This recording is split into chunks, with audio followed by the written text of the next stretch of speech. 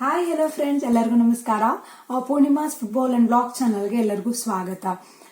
UK ಲಿ 2 ದಿನದಿಂದ ತುಂಬಾನೇ ಮಳೆ ಬೀಳ್ತಾ ಇದೆ. ಕ್ಲೈಮೇಟ್ ಕೂಡ ತುಂಬಾನೇ ಕೋಲ್ಡ್ ಆಗಿದೆ.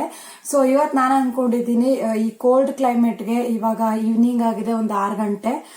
ಸೊ ಈ ಟೈಮಲ್ಲಿ ಒಂದು ಚೆನ್ನಾಗಿರೋದು ಬಿಸಿ ಬಿಸಿಯಾದ ವಡೆ ಏನಾದರೂ ಇದ್ರೆ ತುಂಬಾ ಚೆನ್ನಾಗಿರುತ್ತೆ ಟೀ ಜೊತೆ ತಿನ್ನಕ್ಕೆ ಅಂತ. ಸೊ ಇವತ್ತು ನಾನು ಮಾಡ್ತಾ ಇದ್ದೀನಿ ಸಬ್ಬಕ್ಕಿಯ ವಡೆ. ಸೊ ಇದು ನಿಮಗೆ ಈ ತುಂಬಾನೇ ಈಸಿಯಾದ ರೆಸಿಪಿ. ನೀವು ಒಂದ್ಸಲ ಟ್ರೈ ಮಾಡಿ. ಸೊ ನಾನು ಹೇಗೆ ಮಾಡ್ತೀನಿ ಅಂತ ನಾನು ತೋರಿಸ್ತಾ ಹೋಗ್ತೀನಿ, ಬನ್ನಿ ನೋಡ್ಕೊಂಡ್ ಬರೋಣ. ಗರಿಗರಿಯಾದ ಸಬ್ಬಕ್ಕಿಯ ವಡೆ ಈಗ ರೆಡಿ ಆಗಿದೆ ಟೀ ಜೊತೆ ತಿನ್ಲಿಕ್ಕೆ. ಸೊ ಇದನ್ನಂತೂ ಮಕ್ಕಳು ತುಂಬಾನೇ ಇಷ್ಟಪಡ್ತಾರೆ ಅಂತ ಹೇಳ್ಬೋದು. ಮಕ್ಕಳಾಗಿರ್ಬೋದು, ದೊಡ್ಡವರಾಗಿರ್ಬೋದು, ಸಂಜೆ ಟೈಮಲ್ಲಿ ಸ್ನ್ಯಾಕ್ಸ್ಗೆ ಇದು ಸೂಪರ್ ಆಗಿರೋ ರೆಸಿಪಿ. ಇದನ್ನ ಹೇಗ್ ಮಾಡೋಣ ಅಂತ ಹೇಳಿದ್ರೆ, ನಾನಿಲ್ಲಿ 1.5 ಕಪ್ಪಷ್ಟು ಸಬ್ಬಕ್ಕಿನ ತಗೋತಾ ಇದ್ದೀನಿ.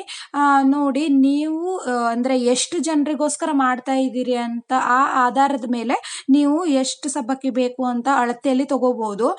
ನಾನಿಲ್ಲಿ 1.5 ಕಪ್ ಹಾಕಿದ್ರೆ ನನಗೆ 10 ವಡೆ ಮಾಡುವಷ್ಟು ನನಗೆ ಆಯಿತು. ಹಾಗಾಗಿ ನೀವು ನೋಡ್ಕೊಳ್ಳಿ, ಮಕ್ಕಳೆಲ್ಲ ಇದ್ರೆ ಸ್ವಲ್ಪ ಜಾಸ್ತಿ ಬೇಕಾಗತ್ತೆ. ಹಾಗಾಗಿ 1-2 ಕಪ್ 3 ಕಪ್ ಹಾಕೊಂಡು ನೀವು ಮಾಡ್ಕೋಬಹುದು. ಸೊ ಇಲ್ಲಿ ನೋಡಿ, ಸಬ್ಬಕ್ಕಿನ ನಾನು 2 ಸಲ ಚೆನ್ನಾಗಿ ತೊಳ್ಕೊಂಡಿದ್ದೀನಿ. ಇದನ್ನು ಗಟ್ಟಿಯಾಗಿ ಪ್ರೆಸ್ ಮಾಡಿ ತೊಳೆಯೋ ಅವಶ್ಯಕತೆ ಇಲ್ಲ. ಹಾಗೆ ಮೇಲ್ಮೇಲೆ ಸ್ವಲ್ಪ ತೊಳ್ಕೊಳ್ಳೋಣ, ಯಾಕಂದ್ರೆ ಸಾಫ್ಟ್ ಇರುತ್ತೆ. ನೀವು ಪ್ರೆಸ್ ಮಾಡಿದ್ರೆ ಅಂದ್ರೆ ಅದು ಹಿಟ್ಟಾಗ್ಬಿಡತ್ತೆ. ಹಾಗೆ ತೊಳ್ಕೊಂಡು ಆದ ನಂತರ ಸ್ವಲ್ಪ ನೀರು ಹಾಕಿ, ಅದು ಮುಳುಗೋ ತನಕ ನೀರು ಹಾಕಿ ಒಂದು 15-20 ನಿಮಿಷಗಳ ಕಾಲ ಇದನ್ನ ನೆನೆಸಿಡೋಣ, ಆಯ್ತಾ. ಇವಾಗ ನಾನೀಗ ಗ್ಯಾಸ್ ಮೇಲೆ ಒಂದು ಪ್ಯಾನ್ನ ಇಟ್ಕೊಂಡಿದ್ದೀನಿ. ಇದೇನಕ್ಕೆ ಅಂತ ಹೇಳಿದ್ರೆ, ಇದ್ರ ಮೇಲೆ ನಾನು 1 ಕಪ್ಪಷ್ಟು ಶೇಂಗಾ ಕಾಳನ್ನ ಹುರಿಯೋದಕ್ಕಿದೆ ನನಗೆ.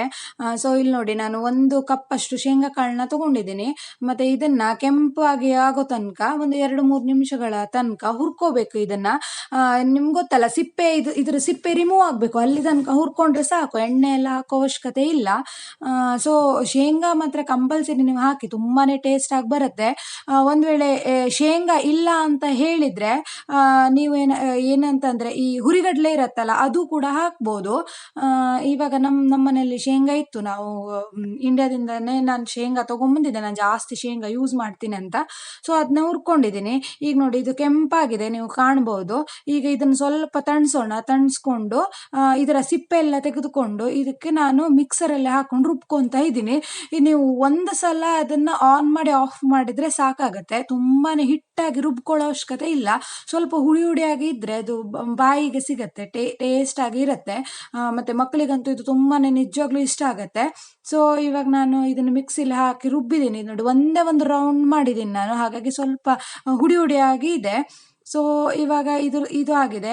ಈಗ ನಾನು ಇಲ್ಲೊಂದು ಪಾತ್ರೆನ ತಗೊಂಡಿದ್ದೀನಿ. ನಾನು ಮೊದಲೇ ಒಂದು ದೊಡ್ಡ ಸೈಜಲ್ಲಿ ಒಂದು ಆಲೂಗಡ್ಡೆನ ಬೇಯಿಸಿ ಸಿಪ್ಪೆಯನ್ನು ತೆಗೆದು ಇಟ್ಕೊಂಡಿದ್ದೆ. ಸೊ ಇದನ್ನ ಇವಾಗ ಮ್ಯಾಶ್ ಮಾಡ್ಕೊತ ಇದ್ದೀನಿ. ಆಲೂಗಡ್ಡೆ ಹಾಕಿದ್ರೆ ನಿಜವಾಗ್ಲೂ ಅದರ ಟೇಸ್ಟೇ ಡಿಫ್ರೆಂಟ್ ಆಗಿರುತ್ತೆ. ಆಲೂಗಡ್ಡೆನ ಆರಾಮಾಗಿ ಹಾಕ್ಬೋದು ಅಂತ ನಾನು ಅನ್ಕೋತೀನಿ. ಒಂದ್ ವೇಳೆ ಈ ತರ ಬೇಯಿಸ್ಲಿಕ್ಕೆ ಆಗಿಲ್ಲ ಅಂತಂದ್ರು ಚಿಕ್ಕದಾಗಿ ಕಟ್ ಮಾಡಿ ನೀರಲ್ಲಿ ಬೇಯಿಸಿ ಆಮೇಲೆ ಕೂಡ ಮ್ಯಾಶ್ ಮಾಡ್ಕೋಬಹುದು.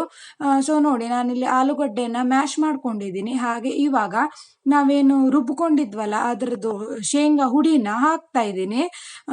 ಸೊ ಶೇಂಗಾ ಹುಡಿ ಹಾಕಿದ ನಂತರ ನಾವೇನು ನೆನೆಸಿಟ್ಕೊಂಡಿದ್ವಲ್ಲ ಸಬ್ಬಕ್ಕಿನ, ಅದನ್ನ ಹಾಕೋತಾ ಇದ್ದೀನಿ.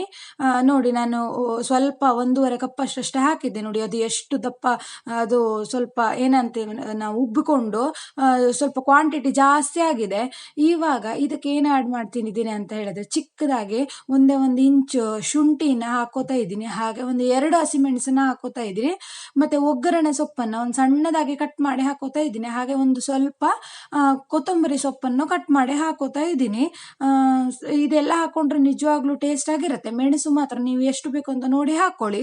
ಹಾಗೆ ನಾನಿಲ್ಲಿ ಸ್ವಲ್ಪ ಜೀರಿಗೆಯನ್ನ ಹಾಕೋತಾ ಇದ್ದೀನಿ. ಮತ್ತೆ ಸ್ವಲ್ಪ ಪೆಪ್ಪರ್ ಪೌಡರ್ನ ಹಾಕೋತಾ ಇದ್ದೀನಿ. ಒಂದು ವೇಳೆ ಖಾರ ಜಾಸ್ತಿ ಬೇಕು ಅಂದ್ರೆ ಮೆಣಸು ಜಾಸ್ತಿ ಮಾಡ್ಕೊಳ್ಳಿ, ಪೆಪ್ಪರ್ ಪೌಡರ್ ಕೂಡ ಜಾಸ್ತಿ ಹಾಕಿ. ಇಲ್ಲ ಅಂತಂದ್ರೆ ನೀವು ಚಿಲ್ಲಿ ಪೌಡರ್ ಕೂಡ ಹಾಕ್ಬೋದು. ಇವಾಗ ರುಚಿಗೆ ತಕ್ಕಷ್ಟು ಉಪ್ಪನ್ನ ಹಾಕೋತಾ ಇದ್ದೀನಿ. ನಾನು ಮೊದಲೇ ಹೇಳಿದ್ದೆ, ನಮ್ಮ UK ಯಲ್ಲಿ ಉಪ್ಪು ಉಪ್ಪು ಸಕ್ಕರೆ ಎಲ್ಲ ಅಷ್ಟು ಟೇಸ್ಟ್ ಆಗಿರಲ್ಲ, ಅಂದ್ರೆ ಸ್ವಲ್ಪ ಇಂಡಿಯಾಗಿಂತ ಸ್ವಲ್ಪ ಕಡಿಮೆ ಇರುತ್ತೆ, ಹಾಗಾಗಿ ನಾನು ಸ್ವಲ್ಪ ಜಾಸ್ತಿ ಉಪ್ಪು ಹಾಕಿದ್ದೀನಿ. ನೀವು ನೋಡಿ ಉಪ್ಪು ಹಾಕೊಳ್ಳಿ. ಹಾಗೆ ಇದನ್ನ ಇವಾಗ ಚೆನ್ನಾಗಿ ನಾನು ನೋಡಿ, ನೀವು ನೋಡ್ಬೋದು ಈ ತರ ಮಿಕ್ಸ್ ಮಾಡ್ಕೊಂತ ಇದ್ದೀನಿ. ಇದು ಉಂಡೆ ಕಟ್ಟಲಿಕ್ಕೆ ಆಗ್ಬೇಕು ನೋಡಿ, ನಾನು ಈಗ ಉಂಡೆ ಕಟ್ಟಿದ್ದೀನಿ. ಆ ತರ ಚೆನ್ನಾಗಿ ಇದನ್ನ ಏನ್ ಹೇಳ್ತೀವಿ ಆಲೂಗಡ್ಡೆ ಒಳಗಡೆ ಅದು ಚೆನ್ನಾಗಿ ಮಿಕ್ಸ್ ಆಗ್ಬೇಕು, ಅವಾಗ ಮಾತ್ರ ಅದು ಹಿಡ್ಕೊಳತ್ತೆ ಈ ಸಬ್ಬಕ್ಕೆ ಕಾಳುಗಳನ್ನ. ಸೊ ಈ ತರ ನಾನು ಉಂಡೆ ಮಾಡಿ ಅದನ್ನ ಒಡೆ ಮಾಡ್ತೀವಲ್ಲ ಆ ತರ ತಟ್ಕೋತಾ ಇದ್ದೀನಿ ಈ ಶೇಪ್ ಅಲ್ಲಿ. ಸೊ ಇಲ್ಲಿರೋದು ಏನು ಸಬ್ಬಕ್ಕಿದೆ ಅದನ್ನೆಲ್ಲ ಈ ತರ ಒಡೆ ಶೇಪ್ ಅಲ್ಲಿ ತಟ್ಕೊಂಡು ಇಟ್ಕೊಳ್ಳೋಣ. ಸೊ ನಾನು ಇವಾಗ ಎಷ್ಟು ಇಂಗ್ರೀಡಿಯೆಂಟ್ಸ್ ನಿಮ್ಗೆ ತೋರಿಸಿದ್ನಲ್ಲ, ಅಷ್ಟು ಇಂಗ್ರೀಡಿಯೆಂಟ್ಸ್ ಅಲ್ಲಿ ನನಗೆ 10 ವಡೆ ಆಗಿದೆ. ಅಂದ್ರೆ ಸಬ್ಬಕ್ಕಿ ಪ್ಲಸ್ ನಾವು ಏನ್ ಹಾಕಿದ್ವಿ, ಆಲೂಗಡ್ಡೆ ಕೂಡ ಹಾಕಿದ್ವಲ್ಲ, ಅದರಿಂದ 10 ವಡೆ ಅಂತ ಹೇಳಿದ್ರೆ ನಿಮ್ಗೆ ಗೊತ್ತಾಗುತ್ತೆ ಯಾವ ಕ್ವಾಂಟಿಟಿಯಲ್ಲಿ ನೀವು ಎಲ್ಲ ಇಂಗ್ರೀಡಿಯೆಂಟ್ಸ್ ನ ತಗೋಬೇಕು ಅಂತ. ನೀವು ಆಲೂಗಡ್ಡೆ ಬೇಕಾದ್ರೆ ಸ್ವಲ್ಪ ಜಾಸ್ತಿ ಹಾಕೋಬಹುದು, ಸ್ವಲ್ಪ ಜಾಸ್ತಿ ಬೇಕು ಅಂತ ಹೇಳಿದ್ರೆ. ಇವಾಗ ನೋಡಿ ಇಲ್ಲಿ 10 ವಡೆ ಆಗಿದೆ ನನಗೆ. ಇವಾಗ ಇದು ಫ್ರೈ ಮಾಡ್ಲಿಕ್ಕೆ ರೆಡಿ ಆಗಿದೆ. ಈಗ ಒಂದು ಪ್ಯಾನ್ನ ಗ್ಯಾಸ್ ಮೇಲೆ ಇಟ್ಕೊಂಡಿದ್ದೀನಿ ನಾನು, ಸ್ವಲ್ಪ ಬಿಸಿ ಆಗ್ಲಿ ಅಂತ. ನಾವು ಇವಾಗ ಪೂರ್ತಿ ಎಣ್ಣೆಯಲ್ಲಿ ಕೂಡ ಈ ವಡೆಯನ್ನ ಬಿಡ್ಬಹುದು. ಇಲ್ಲಿ ನಾನು ಫುಲ್ ಎಣ್ಣೆನ ಹಾಕೋತಾ ಇಲ್ಲ, ವಡೆ ಒಂದು ಅರ್ಧ ಮುಳುಗುವಷ್ಟು ಎಣ್ಣೆನ ಹಾಕೋತಾ ಇದ್ದೀನಿ. ಯಾಕಂದ್ರೆ ಇದು ಸಬ್ಬಸಿಗೆ ಎಲ್ಲ ಏನು ಅಂತ ಹೇಳಿದ್ರೆ ಇದೆಲ್ಲ ಸಾಫ್ಟ್ ಆಗಿರುತ್ತೆ, ಇದಕ್ಕೆ ಫುಲ್ ಎಣ್ಣೆಯಲ್ಲಿ ಬಿಟ್ಟು ಇದನ್ನ ಫ್ರೈ ಮಾಡ್ಬೇಕು ಅನ್ನೋ ಅವಶ್ಯಕತೆ ಇರಲ್ಲ. ನಾನು ಎಷ್ಟು ಎಣ್ಣೆ ಹಾಕಿದ್ದೀನಲ್ಲ ಅಷ್ಟು ಎಣ್ಣೆ ಹಾಕಿದ್ರೆ ಸಾಕಾಗತ್ತೆ, ಯಾಕಂದ್ರೆ ಇದು ಎಣ್ಣೆ ಕುಡಿಯುತ್ತೆ. ನಾನು ಇಲ್ಲಿ ತೆಂಗಿನ ಎಣ್ಣೆನ ಯೂಸ್ ಮಾಡಿದ್ದೀನಿ, ನೀವು ಯಾವ್ದು ಎಣ್ಣೆ ಬೇಕಾದ್ರೂ ಯೂಸ್ ಮಾಡ್ಬೋದು. ನೋಡಿ ಈಗ ಆ ವಡನ ನೀಟಾಗಿ ಇದಕ್ಕೆ ಪ್ಯಾನ್ ಒಳಗಡೆ ಎಣ್ಣೆಲೆ ಹಾಕೋತಾ ಇದ್ದೀನಿ. ಸೊ ಇದು ಫ್ರೈ ಆಗ್ತಾ ಇದೆ. ಯಾವುದೇ ತರ ಪ್ಯಾನ್ ಅಲ್ಲಿ ಇದು ಅಂಟ್ಕೊಳ್ಳಲ್ಲ, ಏನೂ ಆಗಲ್ಲ, ಇದು ನೀಟಾಗಿ ಫ್ರೈ ಆಗತ್ತೆ. ಎರಡೂ ಕಡೆ ರೆಡ್ ಆಗೋ ತನಕ, ಸ್ವಲ್ಪ ಬ್ರೌನಿಶ್ ಕಲರ್ ಬರೋ ತನಕ ಇದನ್ನ ಚೆನ್ನಾಗಿ ಕ್ರಿಸ್ಪಿಯಾಗಿ ಫ್ರೈ ಮಾಡಬೇಕು. ಸೊ ಒಂದು ಸ್ವಲ್ಪ ಜಾಸ್ತಿ ಹೊತ್ತು ಇಟ್ರೆ ಇದು ಚೆನ್ನಾಗಿ ಕ್ರಿಸ್ಪಿ ಆಗಿ ಬರುತ್ತೆ, ಮತ್ತೆ ಒಳಗಡೆ ಸಾಫ್ಟ್ ಆಗಿ ಇರುತ್ತೆ. ಸೊ ಇದು ಒಳ್ಳೆ ಕಾಂಬಿನೇಷನ್. ಸೊ ನೋಡಿ ನಾನು ಒಂದ್ ಸೈಡು ಮಗ್ಚ ಹಾಕ್ತಾ ಇದ್ದೀನಿ, ಒಂದ್ ಸೈಡ್ ಫ್ರೈ ಆಗಿದೆ. ಸೊ ಲೈಟ್ ಆಗಿ ಬ್ರೌನಿಶ್ ಕಲರ್ ಬರ್ಲಿಕ್ಕೆ ಶುರು ಆಗಿದೆ. ಸೊ ಈ ತರ ಒಂದು 2-3 ಸಲ ಇದನ್ನ ಹೀಗೆ ಮಗ್ಚ ಹಾಕೋತಾ ಇರಿ, ಒಂದ್ 2 ನಿಮಿಷಕ್ಕೆ ನೀಟಾಗಿ ಸ್ವಲ್ಪ ನೋಡ್ಕೊಂಡು ಮಗ್ಚ ಹಾಕಿ. ಸೊ ನೋಡಿ ಇವಾಗ ಸ್ವಲ್ಪ ರೆಡ್ ಆಗ್ಲಿಕ್ಕೆ ಶುರು ಆಗಿದೆ. ಇದು ಇವಾಗ ಒಂದು 2-3 ನಿಮಿಷ ತಗೊಳುತ್ತೆ ಚೆನ್ನಾಗಿ ಫ್ರೈ ಆಗ್ಲಿಕ್ಕೆ. ನಾನೊಂದು 2-3 ಸಲ ಇದನ್ನ ಚೆನ್ನಾಗಿ ಮಗ್ಚಾಕಿದ್ದೀನಿ. ಈಗ ಆಲ್ಮೋಸ್ಟ್ ಬ್ರೌನ್ ಆಗಿದೆ, ಇದು ಕ್ರಿಸ್ಪಿ ಆಗಿ ಕೂಡ ಬಂದಿದೆ. ಇಷ್ಟು ಬ್ರೌನ್ ಆದ್ರೆ ಸಾಕಾಗತ್ತೆ. ನಿಮ್ಗಿನ್ನು ಕ್ರಿಸ್ಪಿ ಬೇಕು ಅಂತಂದ್ರೆ ಒಂದ್ ಸ್ವಲ್ಪ, ಈಗ ನೋಡಿ ನಾನು ಡಾರ್ಕ್ ಬ್ರೌನ್ ಮಾಡಿದ್ದೀನಿ, ಈ ತರ ಹದವಾಗಿ ಬಂದ್ರೆ ಸಾಕು. ಇವಾಗ ಚೆನ್ನಾಗಿ ಫ್ರೈ ಆಗಿದೆ, ಇದು ನಾನು ತೆಗಿತಾ ಇದ್ದೀನಿ ಇದನ್ನ. ಇವಾಗ 1 ರೌಂಡ್ ಕಂಪ್ಲೀಟ್ ಆಗಿದೆ. ಸೊ ನೆಕ್ಸ್ಟ್ ಇದನ್ನ ತೆಗೆದ ಆದ ನಂತರ ಇನ್ನೊಂದು ಏನು 5 ವಡೆ ಇದೆ ಅದನ್ನ ಹಾಕೋಣ.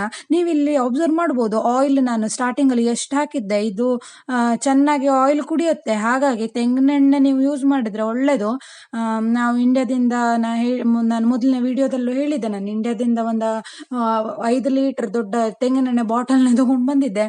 ಸೊ ಅದೇ ನಾನು ಇಲ್ಲಿ ಯೂಸ್ ಮಾಡ್ತೀನಿ.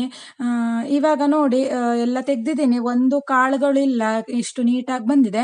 ಸೊ ಇವಾಗ ಉಳಿದಿರೋ ಸೆಕೆಂಡ್ ರೌಂಡ್ ಕೂಡ ಹಾಗೆ ಹಾಕೊಳ್ಳೋಣ. ಸೊ ಇದನ್ನು ಹಾಗೆ ನೀಟಾಗಿ ಫ್ರೈ ಮಾಡ್ಕೊಳ್ಳೋಣ. ಇದು ನೋಡಿ ನಿಜವಾಗ್ಲೂ ಹೇಳ್ಬೇಕಂದ್ರೆ ಒಂದು ಮಾಡೋದಾದ್ರೆ ಒಂದು 15 ನಿಮಿಷದ ರೆಸಿಪಿ, ನೆನೆಸಿಡ್ಲಿಕ್ಕೆ ಒಂದು 20 ನಿಮಿಷ ಬೇಕು. ಎಷ್ಟು ಕ್ರಿಸ್ಪಿಯಾಗಿ ಸೂಪರ್ ಆಗಿ ಇತ್ತು. ಇದ್ರ ಜೊತೆ ನೀವು ಬೇಕಾದ್ರೆ ಚಿಲ್ಲಿ ಸಾಸ್ ಅಥವಾ ಟೊಮೆಟೊ ಸಾಸ್ ಅಥವಾ ಏನಾದ್ರು ಚಟ್ನಿ ಮಾಡಿದ್ರೆ ನೀವು ಹಾಕೊಂಡು ತಿನ್ಬಹುದು. ಆದ್ರೆ ನಾನು ನಿನ್ನೆ ತಿಂದಿರೋ ಪ್ರಕಾರ ಇದಕ್ಕೆ ಯಾವುದೇ ಚಟ್ನಿ ಏನೋ ಅವಶ್ಯಕತೆ ಇರ್ಲಿಲ್ಲ, ನಾವು ಹಾಗೆ ಟೀ ಜೊತೆ ತಿಂದ್ವಿ. ತುಂಬಾನೇ ಟೇಸ್ಟ್ ಆಗಿತ್ತು, ಮಕ್ಕಳಿಗೂ ಕೂಡ ನಿಜವಾಗ್ಲೂ ತುಂಬಾನೇ ಇಷ್ಟ ಆಗತ್ತೆ. ನೀವು ಒಂದ್ಸಲ ಟ್ರೈ ಮಾಡಿ. ನನ್ನ ಹಸ್ಬೆಂಡ್ ಬಂದಿದ್ದಾರೆ, ಅವರಿಗೆ ಇದನ್ನು ಆಫರ್ ಮಾಡೋಣ ಹೇಗಾಗಿದೆ ಅಂತ. ಟೇಸ್ಟ್ ಹೇಗಾಗಿದೆ ಮನೀಶ್? ಎಷ್ಟು ಕ್ರಿಸ್ಪಿ ಆಗಿದೆ ಅಲ್ಲ? ಸೂಪರ್. ಓಹೋ, ಕ್ರಿಸ್ಪಿ ಆಗಿದೆ. ಔಟ್ ಸೈಡ್ ಫುಲ್ ಕ್ರಿಸ್ಪಿ, ಒಳಗಡೆ ಆಲೂದು ಟೇಸ್ಟ್ ಸಕ್ಕತ್ತಾಗಿದೆ. ಟೀ ಜೊತೆ